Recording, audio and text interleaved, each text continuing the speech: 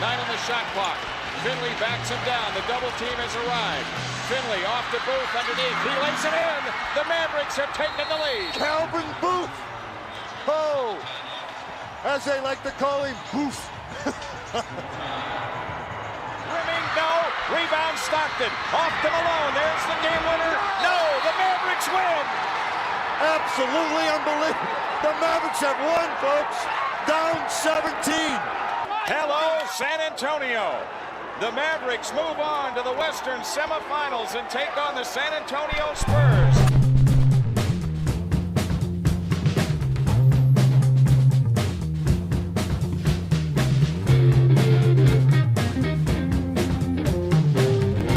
What is up, everybody? Welcome into the DNBA show presented by Manscaped. I am your host, Adam Matas. I am joined by my esteemed colleague, Harrison Wind. What, no tagline today, Adam? Skipped over that rather quickly. I went across it. You know, some guests you have on, you have to go past the tagline too quickly. Also joined, of course, as always, by Brendan Vogt. I was wondering how you were going to approach that one, but A plus intro. Didn't think of it until the exact moment that it occurred to me. I was like, you know what, we'll go quickly through the Manscaped read on this one, and of course that is because we are joined by the assistant general manager for the Denver Nuggets, Calvin Booth. Calvin, thanks so much for joining us. How you guys doing? Doing great, man.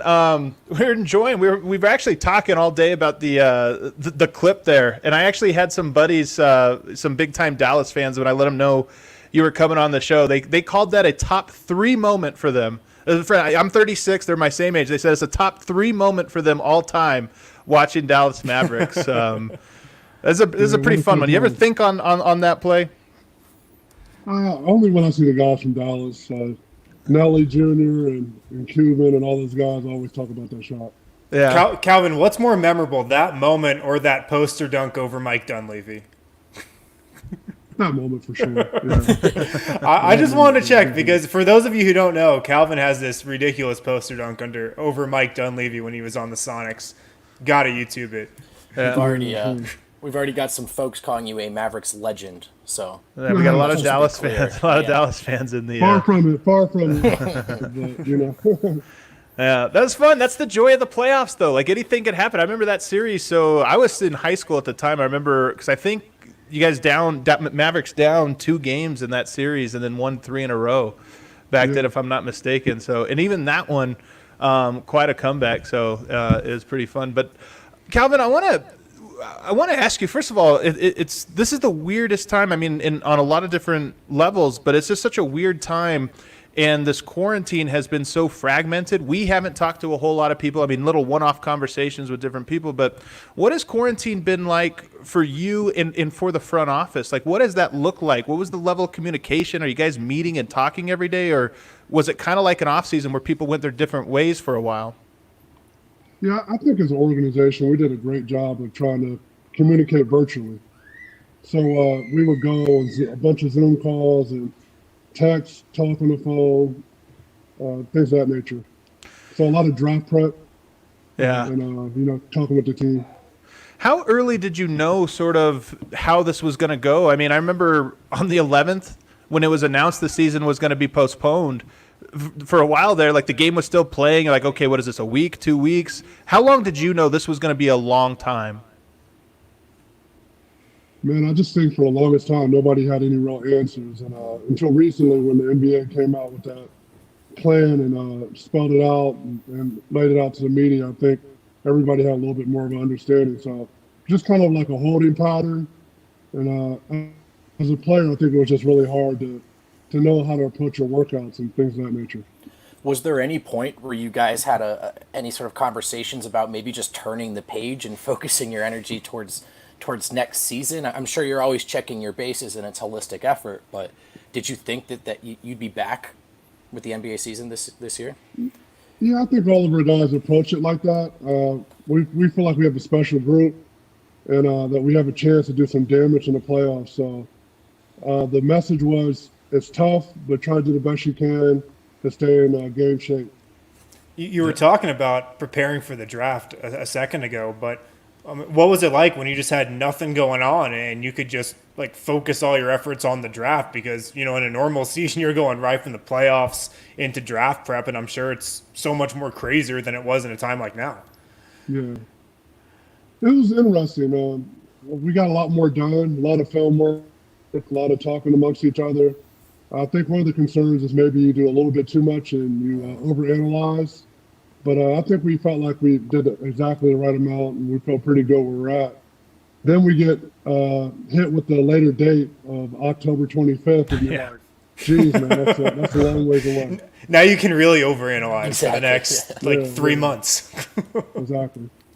How much will things change between now and then from a draft perspective? I mean, maybe, do you feel like you have all of the work done? Is it something like you shelf now and then you come back to later on? Or did this 3 months going on 4 months here, the next one, did that give you enough time that you're like, okay, we know what we're doing in the draft. Nothing's going to change. These guys aren't playing. Well, I think in a perfect world, you do exactly what you said. Maybe shelf it for a while. And when you start getting more information, like find out when the combine is going to be, if they're going to have one. Find out whether you're going to have workouts. The interview process has been ongoing, but I think a lot of agents will probably back off a little bit after finding out that the draft will be pushed back so far. Can you still get the same feel from talking to guys via Zoom that you do in person? Because that's obviously totally different. Yeah, I mean, I think the biggest challenge is probably they can have other agents sitting in the background somewhere and give them pointers. I mean, how are things like these in-person interviews, if you were to have them, or individual workouts, how important are these things? I mean, how much of a decision has been made already before you get that information? And in a world in which you don't, how much more difficult is this process? Yeah, I think all teams like to have every bit of information they can have. Workouts are tricky. I think you like to have them, but they can go any kind of way. You can have a guy that has a terrible workout for whatever reason, and you judge it too harshly, and he ends up being a good NBA player. Or you can have it where a guy that was off the radar performs really well in the draft workout, and if you don't value it correctly, he ends up being good. I think that's kind of what happened with Kuzma. Utah, he was pretty good, but not like he has been in the NBA. Plays really well in the draft combine, has some good workouts, and you're like, okay, which one is the correct thing to do? Is he going to be the Kuzma that we've seen in the combine and our workouts, or is it going to be like how he was at Utah? And obviously, in his case, the combine and workouts were accurate. Yeah. Do you enjoy that aspect? I mean, the front office job in the NBA, it seems like there's so many things, especially in Denver, really tight group. You have to do so many different things. Where do you enjoy the draft portion of that more relative to some of the other things you do? Yeah, I mean, I think as you work your way up the ladder and get more responsibility, you have to do more things that are administrative in nature and things like that. But at the end of the day, we all get into this business because of team construction. Yeah. And a big part of team construction is the draft. So, yeah, it's always a fun thing. How many players would you say the average front office person scouts prior to a draft? I mean, there's 60 players taken. Is it 100? Is it 150? Is it 80? Yeah, I mean, there's just so many good basketball players in the world right now. So it's hard to put a number on that. I think by the end of the year, we probably have reports on, if I had to ballpark it, maybe over 300 guys. Oh, wow. Some guys won't declare, and you'll whittle down the pool that way. But I think at the end of the day, how many guys declared this year? 135 or 140, something like that. Mm-hmm. That's wild. I want to kind of move along here and just talk about your arrival here in Denver. I know, you'd worked with Tim Conley, I believe, in New Orleans. You had some familiarity with some of the guys in the front office. But what was your impression of Denver back in 2017 before you arrived? What were your thoughts about the organization, the team, and the guys that were currently on that roster? Well, I was good friends with a lot of guys that worked in the front office, so I watched them a lot. I felt like it was a young, talented, exciting team. Obviously, Nikola was he was analytic darling, to say the least. So our analytics guys in Minnesota was always talking about him. I thought he was a really good player, but I remember seeing him in an early season workout my first time in Denver, and I was like, man, that guy's even better than I thought he was. So I think that's probably one of the main impressions, just how good Joker is. Do you think that he has sort of changed the way? Because I've heard so many different either front office people or ex-front office people talk about like, oh, if I have one regret, it's Jokic. I knew he was going to be good. I just was too gun shy. I feel like everybody has said that. Do you think it's him and, the Marc Gasols? There's just been a handful of them now who's, maybe didn't look the best. The eye didn't pass the eye test just from the body. But do you think that has changed now that he's kind of come through and been as successful? Do you think people are now less gun shy with regards to players like that? I think absolutely. I think him and Doncic, and even to a lesser extent, like guys like Jamal, and it's not always about how high you jump or how athletic you are. I think in Nikola's case, we always talk about how the Hoop Summit that he participated in, he was basically doing all the same stuff he was doing now, but nobody really took it as seriously. So, Clint Capella was in that Hoop Summit, if I remember correctly, and Nikola pretty much dominated him and made Capella's draft stock drop. But both of those guys were really good. Yeah. If you don't know how good Nikola was, I don't think Capella would have dropped as much as he did. Well, it was funny. Adam put together a bunch of clips from Nikola's Summer League, and he was doing the same exact things in Summer League that he's been doing for the last several years, except sometimes guys weren't finishing like his behind-the-back passes and whatnot. But he's been doing the same stuff for forever. Yeah. He has that ability to make some traditionally skilled defensive centers look silly, despite maybe a lack of traditional athleticism. Calvin, how would you go about trying to guard Jokic if you were tasked with that? Man, I don't know. I don't have any answers. Make it as hard as possible. Close my eyes and pray. The classic stuff. Try to make his catches harder, force him off, maybe force him to shoot jump shots and hope he misses. But I don't know. It's basic stuff that usually doesn't work against him. Right. If we go back into 2017, so Jokic had kind of established himself. Jamal Murray was still establishing himself. How have those guys grown in your 3 years now with the team, and what's different about them now than when you first arrived? I think just more game experience, more clutch moments. That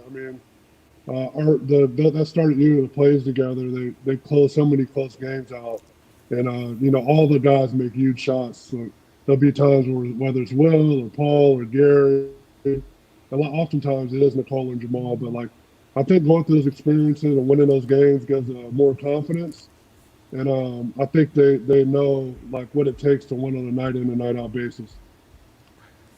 You talk about sort of that experience. I mean, they're still – it's weird because I don't consider them young anymore, but they are. I mean, 23 and 25 or something.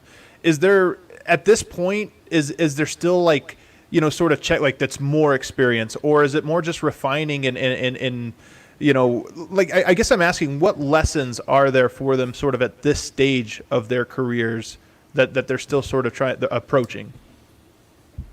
Well, I think, everybody matures in different ways. I think with Jamal right now, it's really reflecting and getting the time to step back. And he's been talking with our coaches and Tim and guys a lot about all right, actually making shots like an elite 3-point shooter. It's right. I think he realized he has another level to go as a shooter, and his ability to focus is amazing. And I think he's really bought into it, and I think he's really taken another step as a shooter.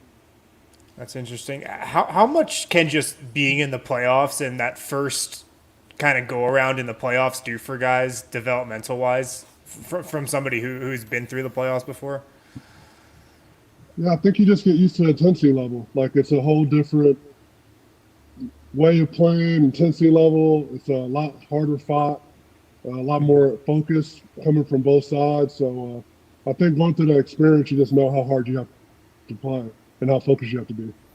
And from your perspective as a front office member, talking about evaluating talent, constructing a team, I mean, do you look at things like some guys are 82-game players, some guys are built for the playoffs? I mean, there's a lot of difficulty, I'm sure, in determining who's who in that process.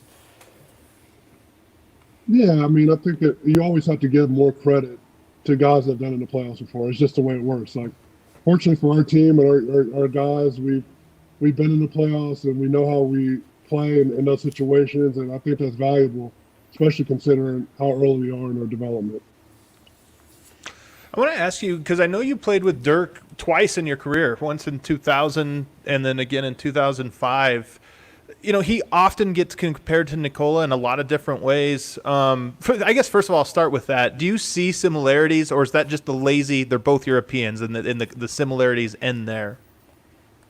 Well, I think when you look at how both of them can dominate a game without being elite athletically in the NBA, and they both have really high shot releases that are hard to get to. But once you start getting away from that, you start seeing a lot of divergence. Like Nikola's more of a creator and facilitator for others, and Dirk is like an elite scorer, shooter. So, you start going down that road and you see some differences. But I see some similarities in their personalities. They're both great with their teammates. They both don't take themselves too seriously. Humble guys as you'll meet. So I think there are some parallels there.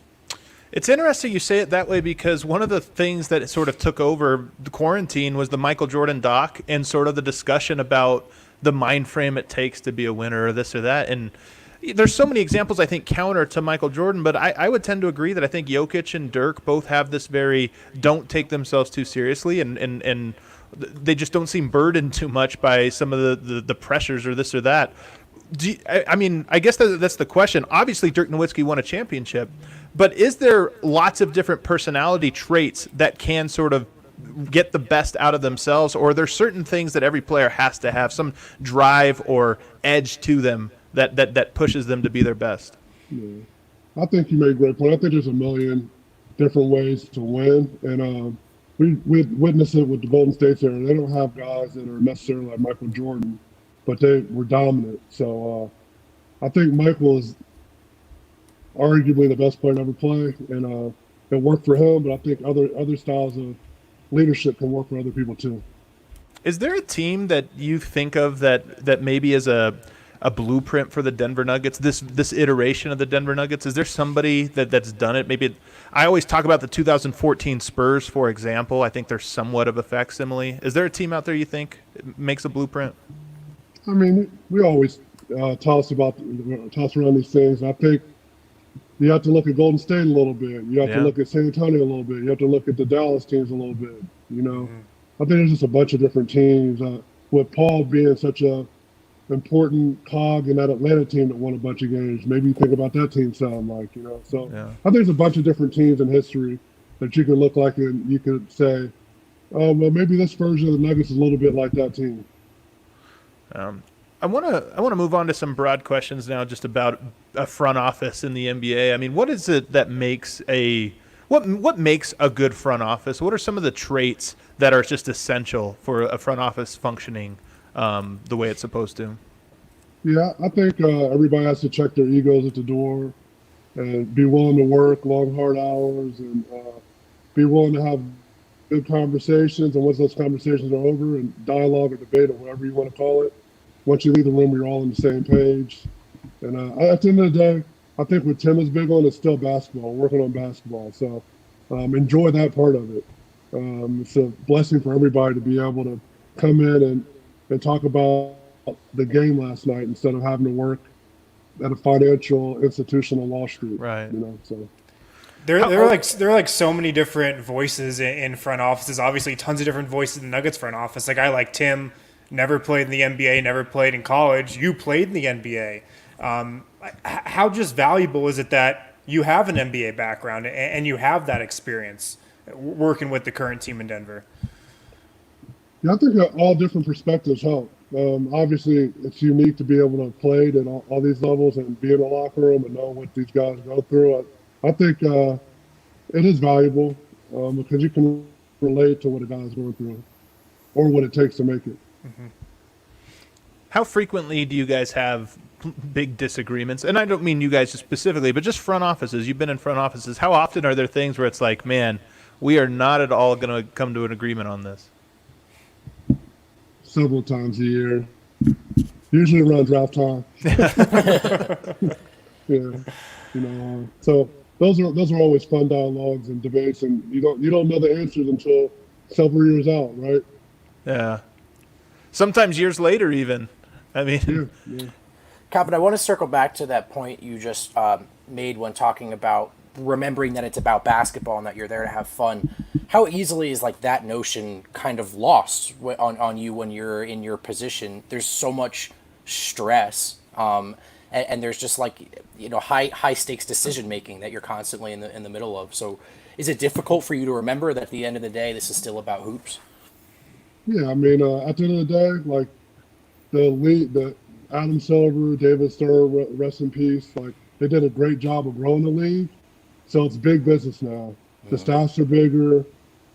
There's more in line with the decision-making process. There's a lot of money involved, so I think you can be overwhelmed and start to look at it more in a way where it's like a business, and you can feel the pressure of it. But that's when you have to take a step outside of it and be like, it's basketball.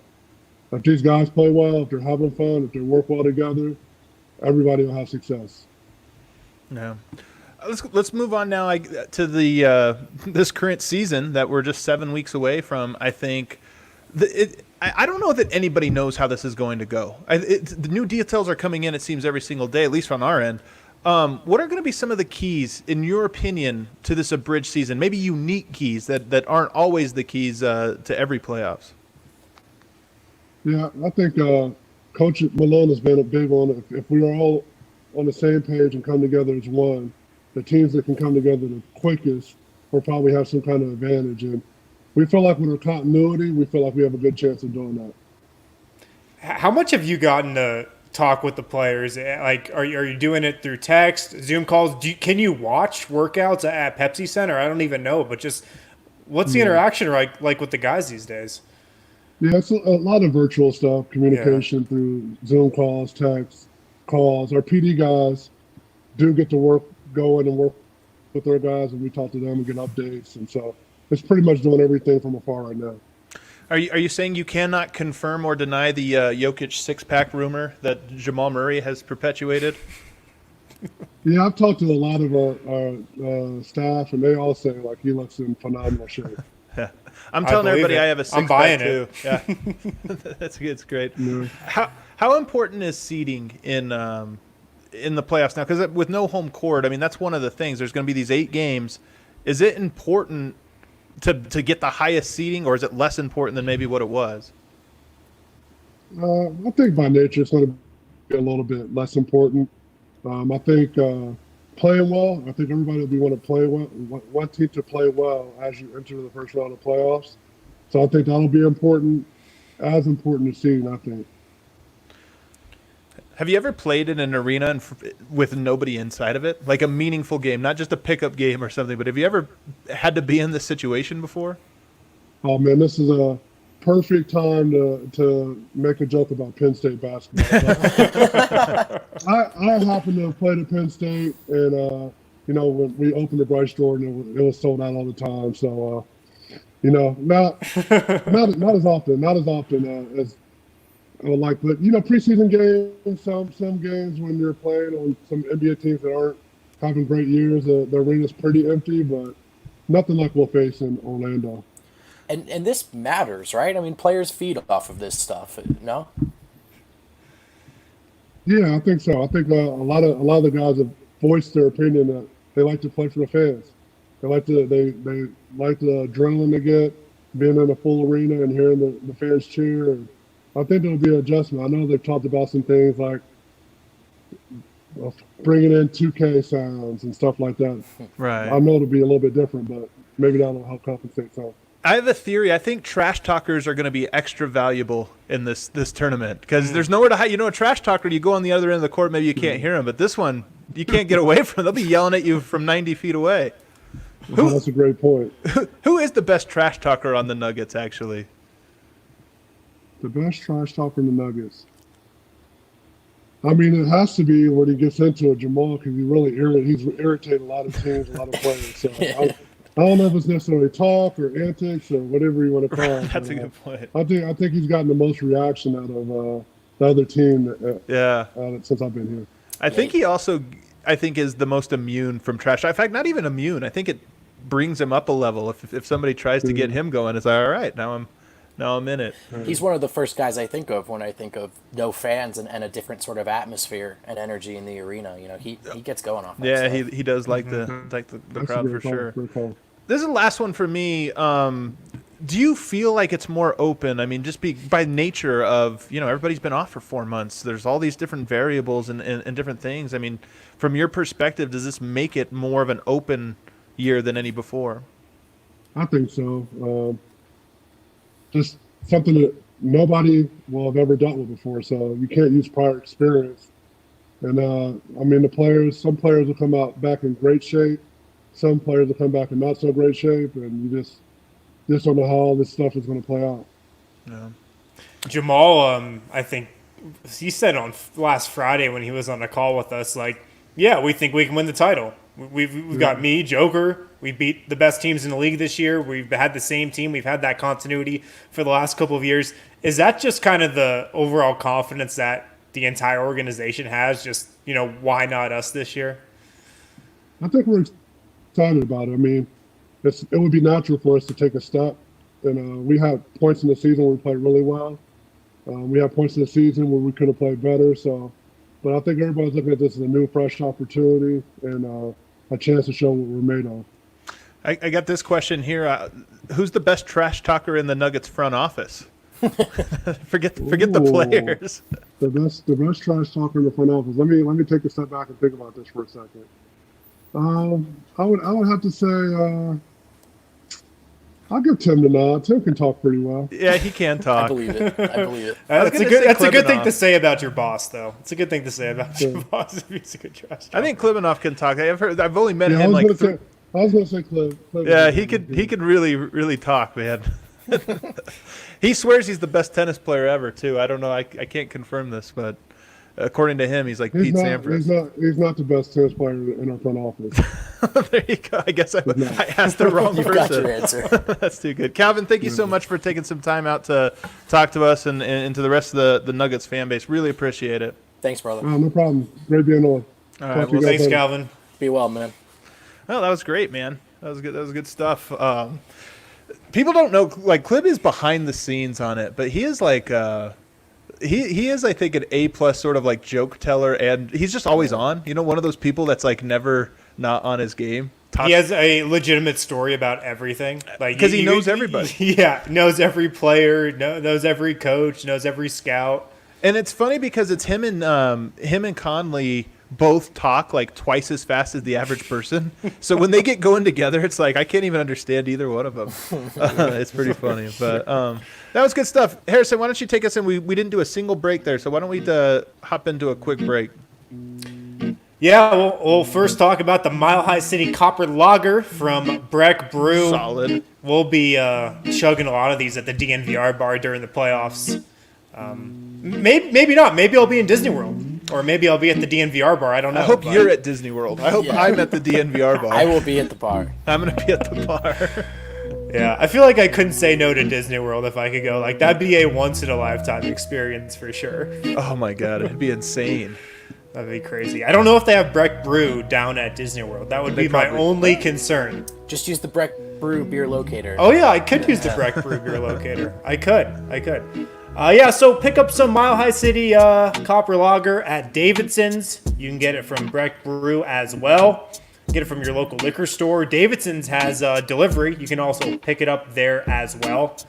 So make sure to swipe some of that for this weekend. Also, let's see what we got here. Oh, yeah, DraftKings. Should we do our DraftKings pick of the week? Do you have it?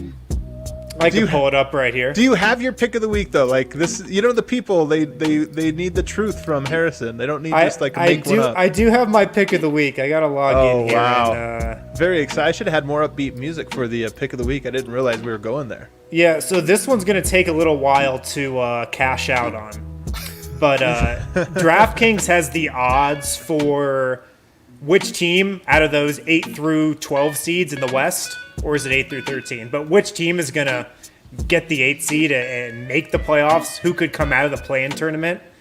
And right now they've got the Portland Trailblazers at plus 450 to reach the playoffs, which I kind of like. That makes sense. I kind of like that. Plus so, 450? Yeah, plus 450. So, I mean, you wager $5, you win $27.50. The question is that really a bet you want to make? I mean, like, do you feel good? There's two theories, right? You bet against your own self-interest, then you're happy either way. But I don't believe in that theory. I think you bet for your self-interest and you're double miserable if you get it wrong. I mean, I said on our show yesterday with Sean, I'm taking Portland to get the 8th seed. Basketball analysis tells you it's Portland, but my heart tells me Portland's going to roll over. And by my heart, I mean the hate vessel in my chest. Me and Ray are the same, man. We only bet on our favorite team. That's right. You don't never go against the You guys let your heart get into it too much. That's how you're supposed to do it. Heart on your sleeve. How I live, baby. Eric, it's good to see you. Hey, Eric. Hey guys, what's going on? What did I miss? We're doing the DNBA show. Anyways, I'm taking Portland plus 450 to make the playoffs as my DraftKings. How pick much of you the throwing week. down on there? You got to throw down a cool 10 grand? I'm not going to reveal how much. Sounds like $1 bet. $1. That sounds like a 10 grand bet. I'll say it will be more than $1. Oh, more than $1. Okay, Wow. more than $1. High More roller. than Is that $1. $1 to win $4.50? Yeah, I said it's going to be more than $1. More than $1. Oh, all right. More than $1. Yeah, but so you guys can bet on that on DraftKings, and also we've got golf this weekend. We got a lot of other stuff going on the DraftKings Sportsbook app. And if you download the DraftKings Sportsbook app right now and use code DNVR when you sign up, for a limited time, all new users can get a sign-up bonus for up to $1,000. Must be 21 or older. Colorado only. Bonuses comprised of a first deposit bonus and a first bet match, each up to $500. Deposit bonus requires a 25 times playthrough. Restrictions apply. See DraftKings.com/sportsbook for details. Gambling problem? Call 1-800-GAMBLER. Eric, do you got a... I think I'm about ready to call out a back signal. Hold on. Let me see. Oh my goodness. Oh, boy. What could that sound mean? It could only mean one thing. That's that net zero internet firing up. Is that right? Did anyone check with him first? To see if he actually has one today. Yeah, I can pull it up. Man, Eric's... Let's see what's going on here, guys. Who's in the control? Do you have controls, Eric? Do you have, like, controls? That's amazing. Oh, look at our beautiful graphic. It's been so long since we've done online. Of this. It's been a while. I know. We haven't really... Because every time Eric goes online, he cries. Yeah, I don't know if you guys have been online lately. It's not that fun of a place currently. It's not really where I've been spending a lot of my time. But all the same, let's see what's going online with D-Line. Okay. Let's check it out. Okay. So first things, we've Whenever got you're ready. the perennial champion, Michael Jordan. Oh. Even when we're talking about fishing. Of course. Michael He's better Jordan than me at and his- everything. It's so annoying. I don't even know. Do you know what it takes to be a good fisherman? It seems like it's all luck. It takes a Apparently lot there's of something- patience, probably. A lot of patience. Yeah, I think it's so- 100% luck. Like, everybody throws the exact same bait out, drives Yeah, their what boat the around in the water, and then it's like, oh, this big one bit my bait. Like, a little one bit yours. takes a It's lot totally of not motivation. 100%. Takes You a don't lot think of that's how motivation. fishing is? Hold on, let's have this No. debate. Let's have this. That is exactly. No. When we're talking about Bring it on. sea fish, you think that Michael Jordan was out there, like, just checking the water temperatures? No, like, hold on listen, a second. We're in a day and age where That is what fishers do, though, to be clear. They do, Yeah, but they do know where the fish are. They're not just like... They do know where the fish are. They're not just... They're in the scientisting sea. it out. They're in the sea. That's what they know. There's like, okay, maybe this portion Yeah, of the there's sea. Like, satellites, yeah. There's like a lot going on. come on, man. No, that's real. This isn't. I can't believe we're doing this. What I'm saying is someone told Michael Jordan that fish was catching shit, talking shit. And he went in there with his bare hands and came out with a 400. Yeah, that fish definitely said that Michael Jordan wouldn't be able to hack it if he wouldn't be able to get that 7th championship. A $3 million fishing tournament is also interesting here. was That's gonna what I'm ask saying. about Like, that. there has to be skill involved if there's a $3 million prize. Like, the that just entry? can't be a random. If you saw the video of this, it's even better because Jordan, there's no way he's actually catching the fish, but they're pulling it up on this thing to show everybody and to weigh it probably. Jordan waltzes out of this yacht, stogie in hand, sunglasses on, and just walks out to this huge applause from the crowd. And of course, it's his name starts. He personally catches a 442-pound blue marlin. I like it. We got to get a fishing mobile game. I don't know if you guys opened the article and read it, but it turns out Michael Jordan didn't know how to fish. Someone just told him there was $3 million on the line, and he figured it out. Well, anyway, Michael Jordan is better than everything in us in life, and he's a winner, and we're losers. Well, there you go. So, what else is going going on D-line to tell me that. Online these days, guys? Let's see. What else is going on? So, are you guys? Would you describe you guys yourselves as sneakerheads? Nope. I love sneakers. Don't have enough money to get a collection going. I have a small collection, a small gathering of shoes. That's like 5 pairs of shoes. How do we feel about these? These are absolute trash. I'm sorry. These are junk. I'm throwing these. I am eating Ben & Jerry's ice cream out of these. These are garbage. TJ's wearing them next season. These got so much hype on the internet, and these got so much hype. And I just don't get it. You know what's funny? I don't get it. These are That's how I trash. feel about Chunky every Dunky. shoe. Every shoe that comes out. I feel the same. Do you see the price that these sold for? They do see the price. That's ridiculous. Chunky Donkey? $4,000. So these are obviously the most atrocious looking shoes that have ever been created, but they're really more of a piece of art, statement, a moment in time. But would you pay $4,000 for these shoes? What's the difference in price, though? Is it $2,000 for the gallon of ice cream as well? That's the collector's edition. Oh, okay. You get a pint of Chunky Donkey. I think that's the shoe. That is the box that the container that they come in. Why is that worth paying for? Okay, those are ugly shoes. I like shoes. I wouldn't pay obviously that kind of money for them, but I get when people do. But not those. These are not attractive. They also look suspiciously similar to the shirts that Brendan wears right now in most places. These look like a shoe my 5-year-old would have designed. So we go to just going to say that you guys are not sneakerheads. Oh, look, at the same exact moment I said that, somebody hops in here, 4-year-old. Well, my daughter's all right. Well, what else is going on online these days, guys? Let's check it out. I love how that's what you say every time. The transitions are top notch. You tell us. So our good friend Chris Marlowe has confirmed he will be calling Nuggets games, but won't be in Orlando. Working remotely from Denver seems to be the plan. I cannot wait. I cannot wait for the silky tones of my man Chris Marlowe replying to this guy with maybe not the greatest. I just shout out Chris Marlowe for telling us something he was absolutely not supposed to tell us yet. I don't know if that's true or not, but really? I couldn't retweet that fast enough. Well, no, I saw Kevin Harlan in an interview said he's most likely calling games from his studio at least until the Western Conference Finals. So that's probably the plan for most announcing crews. Hey, that's good. I want Marlowe. I want Marlowe's voice behind this opening round, right? Is this going to be a situation where we get this back, but then are not able to watch it until? Oh, that's right. I forgot about all the list of tragedies. Well, you know where we can watch it. Where's the that? DNVR bar on Colfax. The DNVR bar in Colfax in New York. Away games. Unbelievable. Are changed forever. Listen, I cannot wait to hear Chris Marlowe's silky tones coming through the speakers of the DNVR bar, which is definitely going to happen. Let's see here. What else is going on online these days, guys? I don't know. What's going on? So my main man. Oh, this is Michael a great Miller. one. This is a great one. This is a great one. The coolest coach or former coach in college basketball. One of the coolest guys on the planet. Just look how balanced that shot is. Oh, look at that. Oh, my God. I could watch this all day, honestly. Just look at him. He's just like, this is such an old man. Like, all right, what am I? Oh. This man stopped playing a while ago. He's also in the sweats and the backwards hat. I mean, just look at my guy here, man. Oh, the wedding ring on. I love that one. Yeah, the old man scoop with the shoulder. I don't need to move. Big Andre. Oh, yeah, and then just pull up right here. Yep. Got him. Mike Miller is, honest to God, the coolest guy. He's the coolest guy on earth. Like, he's the A version of everybody.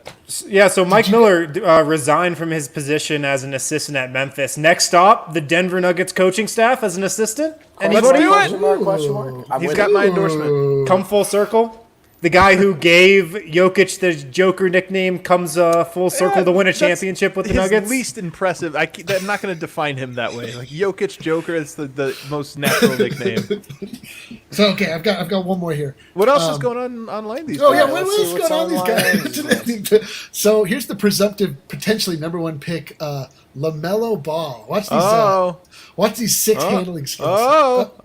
Take him to the. Oh, that's just mean. Not only that, and then the follow up. Let's see here. You just want to hate on LaMelo. He's good. He might I be- know. That's a rough clip, though. That's a tough. That is a rough clip. Tough clip Yeah, I for didn't. the Well, Nuggets. maybe he'll redeem himself in this clip. I apologize. I didn't show him in his best light. I apologize for that. Let's get a little redemptive. Oh my clip god, I going can't here. believe this. Is there another one right below that you're gonna have to pull up now? Oh yeah, it is sorry, below. sorry. So okay, got the three. Maybe he didn't hit the three, but You just here but to you got to hate give it to LaMelo, right? This is the presumptive number one overall pick. This is a game changing guard that can take it. You just found terrible. You know what? I do not approve of this online with D-Line. You had to scour the darkest parts of the web to find these clips. Come on By now. the darkest parts of the web, we mean Russillo's timeline. Yeah. To be honest, last couple weeks, These kind days, of. yeah. Not too bad. Recently, Is it crazy that I would take LaMelo Ball number one overall? Or is that just how bad this draft is I at think the that's top? what's going to happen. Well, I right? don't know. Let's watch this scouting film. Let's see if Yeah, rough draft. Harrison, take That us was away for our last Online break, and then we're going to play with the steps. Let's play the steps with Jordan. All right, so Michael. I've talked about MSU Denver Online a lot this week. I also teased how I'm signing up for a summer class. Well, guys, the class has started. I'm officially enrolled Hey! at Metro State. Hopefully in Congrats. Road sports Runners. journalism. Let's Hopefully go. in sports journalism. Yeah, it's actually a marketing class, so I'll let you guys know how it goes. Wasn't anticipating this big of a workload, though, so we'll see how this goes over the next 3 months. I'm so here for Harrison failing. It's fine. You accidentally signed up for school again. But anyway, if you guys want to take some classes at MSU Denver Online, they got their full course schedule online on their website. Great for first-time freshmen, or if you're looking to go back to school and finish your degree, or if you're looking to get a master's or another degree on top of your bachelor's. They've got a program. They've got the classes for you. They've got the teachers for you as well. Also, Strava Craft Coffee, you can get 20% off with the code DNVR20. Strava Craft coffee.com. Been known to cure long-term migraines, back pain, arthritis, all that jazz. So you can get 20% off with the code DNVR20. StravaCraftCoffee.com. All right, we are ready now for the steps, and our main man, Jordan. Haven't been on for a while, Jordan. It's good to have you back. Hey, how's it Missed you, going, buddy. guys? Jordan, how many movies have you watched start to finish since we spoke to you last? Oh, I mean, today. I stopped counting. Today, none. Oh, wow. wow. That's not the answer I was expecting. No. I watched a couple episodes of a Netflix show. But, What'd you think of Calvin Booth? he's pretty cool. I mean, he's got such a deep voice. It was hard to catch everything. You know You what's guys funny have is a I don't deep remember voice. him having a deep voice, so that was like a new. I was surprised. We've only been by that away as well. like a few months. It's not I know. been that long. I know. Yeah. Calvin's a good dude, man. Yeah, he is a good dude. Are you, Jordan? Are you excited for sort of the developments? We didn't talk about this, I guess, earlier in the show, but Woj is announcing that there are some players. Oh, look at this! We got a shout out from Saudi Arabia. Shouts! That there are some players apparently that are raising some questions. Maybe don't want to be there. It sounds like primarily from teams that don't really have a chance. The Spurs. The Suns. It has to be the Spurs and the Suns, right? Like that. They're like, I don't know, man. But Maybe it's I don't still know. Dave Miller. I was a little concerned today that it sounds like there's some players that aren't fully on board with this plan. Yeah, I mean, it's not that surprising to me. I mean, we are seeing a spike in Florida in corona cases. So Yeah. That's Yeah. true. And Texas, too. So are you excited, or would you bummer. categorize yourself as like not willing to get excited just yet? I mean, I'm excited, but it's all just a mystery at this point. So So true, Is man. this Jordan? Is this you excited right now? Is this? This is Jordan excited. I didn't This say- is Yeah, I'm pretty fired up. Okay, cool. Well, you I know just what? need to I'm set excited my- for you to fall down the steps. So shall we? Wow. Metaphorically. All right. Metaphorically and also literally. Let's see. And physically when you come to the bar. Physically. Just kidding. All right. You know, of course, our prizes this week are very special. If you get all the way, look what you get. This incredible thing. You're not getting all the way. And then we also have this one here. Water bottle, t-shirt, hat. Some great prizes. You're almost guaranteed to win. Harrison, help him out. All right, question number 1, Jordan. Name both teams that play in the state of New York. The Knicks and the Nets. Yes, that's correct. That is correct. That's right. That is He's like, correct. hang on, He answered that with a And the question. Bills. Yeah. You always Oh, I forget about the forgot. We Bills. don't have a producer today, so I'm the producer. Hold on, guys. He is on the step. Step number 2. Look at this. Yeah. There we go. Number 2. What team does Trae Young play for? The Atlanta Hawks. Congratulations, correct. Jordan. You are playing the steps on the right evening. Oh, I This mean, we is- made these easy as hell. We got a lot of prizes to give away. They always seem to start out easy, but Yeah, Yeah. that's true. Number 3. What country does Ben Simmons hail from? Australia. Man, That is also correct. Come on, my Unbelievable. goodness, He's not even. unbelievable. Could you give us the courtesy to pretend to think about them for a second? I was going to say Jordan doesn't have a helper here, but probably doesn't need one. Yeah, We got another one in the. We'll see. yeah. No, we'll see. Number 4. What is the name of the golf game that DNVR members play on their phones? I mean, it's the World Golf Tour, right? WGT. That's right. That is it. That is it. Hey, I like how he gave the full name, the World Golf Tour. full name. That was Extra points impressive. for that. Number 5, Jordan. What is the name of Breck Brew's strawberry Kolsch flavored beer? Oh, he's not drinking enough Breck, and now it's gonna cost him. Strawberry Sky. Wow. That is correct. Throws a Hail Mary up, takes a bounce. Wait, are and we it's on caught. 6 or 7? This is question number 6 coming up. Okay. This is a tough one, but hopefully you were watching the beginning of this podcast. Ooh. Who did the Dallas Mavericks eliminate from the first round of the playoffs in 2001 after a game winner from Nuggets assistant GM Calvin Booth? The annoying thing is I clicked on this in the middle of this conversation, and it was still on mute when I got on, so I got to think about it. Finley guarded by Stockton. That's all we get. There's the answer. Finley guarded by Stock. Is that helpful? Or? That had to So have been yeah, the helpful. Jazz.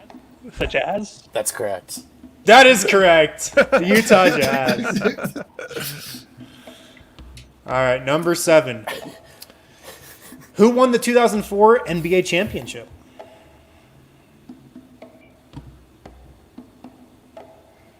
I'll tell you what. I'll tell you what. Before you answer, if you need a helper, I think I have one for you. Do you need a helper?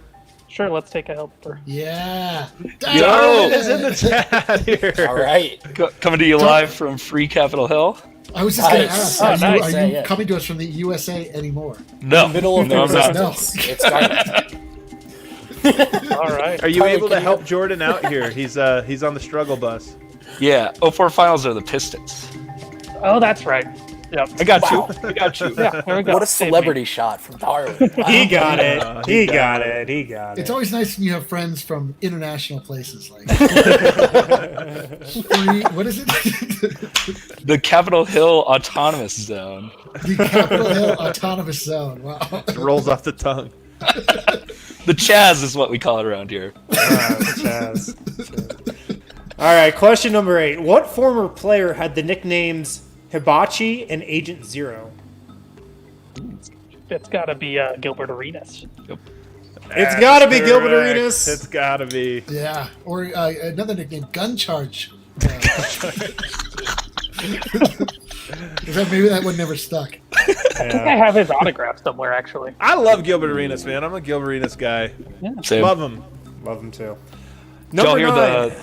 Oh, God. Go Oh, ahead. no. Go ahead, Darwin, please. Did you hear the road tripping with him and Nick Young? Oh God, It's like no. the best road tripping. Yeah. Besides like Barton calling out man. the Suns. Who was Troy that? Troy Daniels, Troy right? Daniels. Who's also Troy Daniels, yeah. Yeah. Is that We right? got to get Troy on the pod, man. Troy, when Oh, no. when you wanted to fight Will Barton, what was that all? Is that right? Yeah. Oh, my God. Oh my god, that's so Full great. circle, baby. Wow. I had no idea. Wow. I cannot wait for the season to resume. Holy cow. What are we on here? Number 9.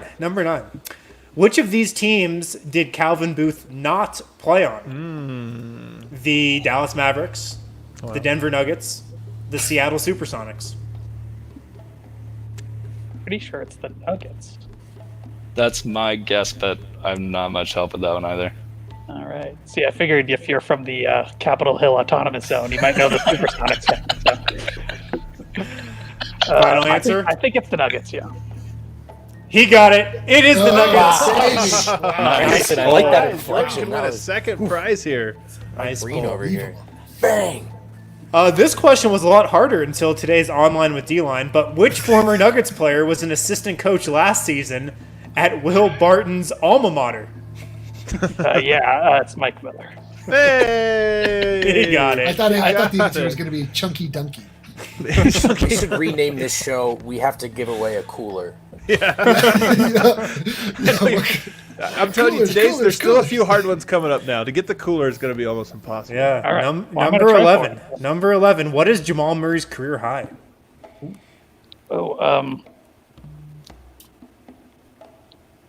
It's 48. Let me see. Final answer. 48. He got it. Wow. Against the Celtics, of course. Yeah, Kyrie yeah, Irving that threw the was game good. ball into Come the on. stands. Which I just want to say is still dumb and hilarious. That guy It's so did that. dumb What and a so reaction.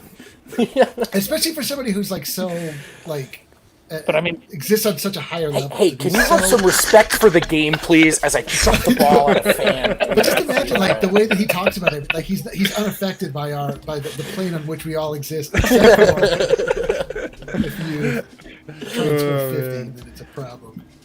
How many times has Nikola Jokic scored 40 or more points in his NBA career, regular season and postseason? If you knew this off the top of your head, this is impossible. I have 40 plus? I think it's 40 or 3, more. But Garden? I think it's 3. Yeah, Garden. The playoff one where he went for 41, and then the Hawks game, right? Yep. Oh, there's. Did he have any since then? Votes give us a little clue. I don't know the answer to this. It's kind of fun not knowing I'm just the joking. answer. Yeah.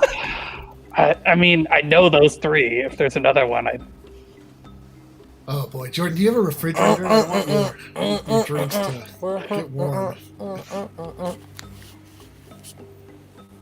I think it's 3. I don't have a better guess. I don't either. I think it's 3. Final answer 3? Yeah. It's not 3. Brooklyn, right? Wasn't there a Brooklyn? It's 5. There's a Brooklyn 5. in there, right? Jordan Go back stands to 5. Seattle adjacent Darwin. Who else? So We'll have to go he- through the so- other ones. What were the other ones? So he's hit 40 once every season after his rookie year and then once in the playoffs. So in 2016-17, it was the game against the Knicks, right? Yeah, I mean, that was that one. Then let me move along here. 2017-18, going through these game logs. It was 41 against the Brooklyn Nets. Okay. That's Singing one that Where people forget Brooklyn about. At, by the way. Yeah. Brooklyn at. What else? 2018-19, 40 points against the Portland Trailblazers. Yeah, that's right. And then he had the 47 I guess this I year, get and then the 43 against the Spurs in Game 6. I can't remember. It was a lot. I would Well, that's a never tough guess one. that. Jordan, stay on the line though. We will, we'll get your info and we'll send you over. You did win 2 prizes, not the big prize, but you did get 2 prizes. That's okay. It's not bad. It's pretty good. Nice I'll haul. tell you guys, you're gonna want to play the steps going forward because we got to get rid of this cooler. So the Well, should we questions just will just get easier and easier every single day. Should we just rename it the gifts?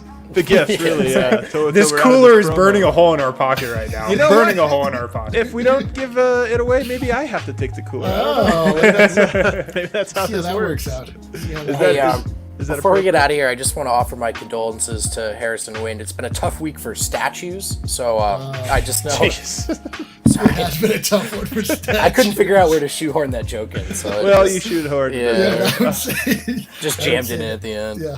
I'm fine with all those statues coming down. I approve. I approve. With approval. All right, guys. Thanks so much. Thanks so much for tuning in. We're going to be back again tomorrow night, 8 o'clock. We'll see everybody then.